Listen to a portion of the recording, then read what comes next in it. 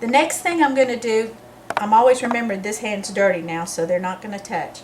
With my dirty hand, I'm going to get my dirty cannula out, my dirty inner cannula. And you have to see how to remove each one. I'm going to plop it into the peroxide and let it bubble. If the sight of mucus makes you a little bit sick, just think of it as egg whites. I'm going to dip my Q-tip in a clean part of the peroxide, and I'm going to clean the faceplate, the top part of the faceplate, so that when I finish cleaning the inner cannula, I can put it back into a nice clean trach. I want to be careful not to get any peroxide in the actual trach itself. And then I'm going to rinse it off. Rinse, rinse, rinse, rinse, rinse. All the dried secretions or whatever we have to deal with there. Okay.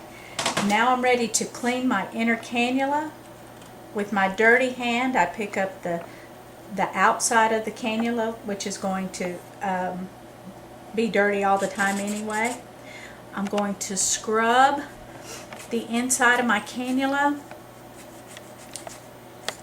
and you can re-dip it and re-scrub it all you need to. It may take quite a bit to get all the dried secretions off, but when I'm satisfied or I think it may be clean, I'm going to put my scrub brush in my tray because I may need to pick it up and scrub again.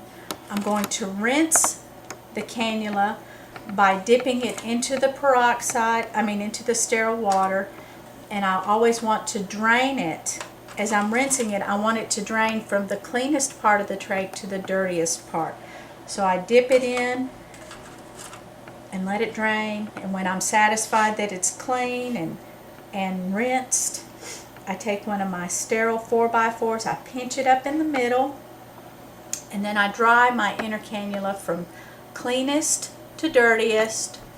One swipe, don't have to go back and forth. Tap the water out of the middle part. Then I'm ready to switch over to my dominant hand and replace the inner cannula without touching anything else. Okay, once the inner cannula is back in place, we no longer have to even try to be sterile. We're just going to be clean. We need to clean up under that faceplate. You can use whatever you have left in your trach kit. The pipe cleaners that come in trach kits can be used to clean the inside of trachs, but they're very soft, so it's okay to use them to clean around the trach and get those dried secretions around underneath the faceplate. Whatever you use is fine, whatever's left in your trach care kit.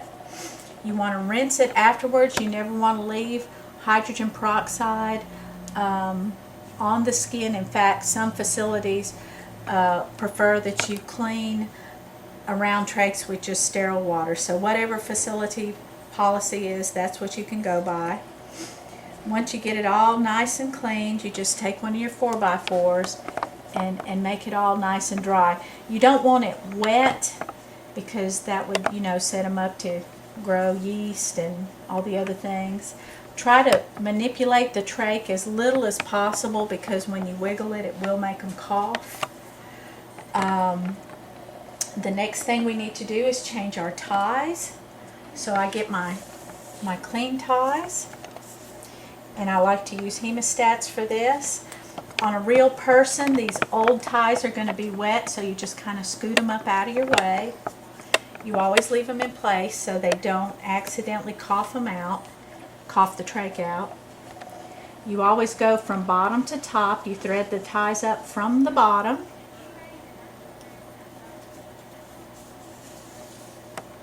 You straighten out your tape, and you don't want to do a lot of tugging on their trach, but you get it all nice and straight, and you want it to be uneven. Okay, you want the short side. You want the short side to be towards you about 4 to 6 inches shorter, and then you keep it nice and straight. Wrap it around the patient's head, and you notice I began on the far side. You always want to begin on your far side, and if you kept it nice and straight, when you come around, the long side will be up against the patient, and that's just the way we want it. We'll thread it up from the bottom. Again, you don't have to use hemostats to do this, but it makes it a little bit easier for me. Okay. And you always want to make sure it's nice and neat and straight. Most books will tell you to tie it into a hard knot or a square knot, and I like to tie it in a bow until I'm positive that it's tight enough. Okay, I'm going to remove my old trach ties. You can untie them and pull them out, or you can cut them with your scissors.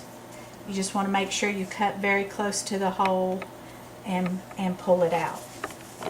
Okay. Next, I'm going to put my dressing up under my new ties. Again, always start on the furthest side. Tuck that dressing up under that tracheostomy, just like that. And over here on this side, just like that.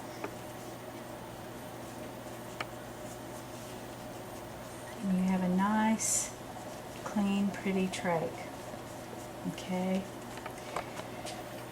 Then we clean up our mess. We dispose of our supplies.